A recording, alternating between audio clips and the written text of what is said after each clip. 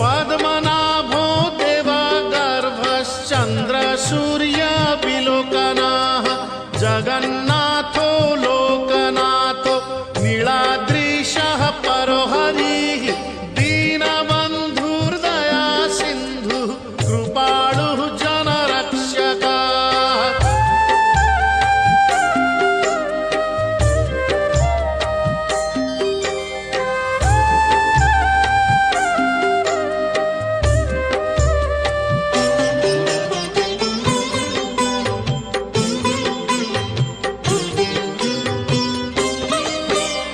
कम्बुपाणिः चक्रपाणिः पद्मनाभो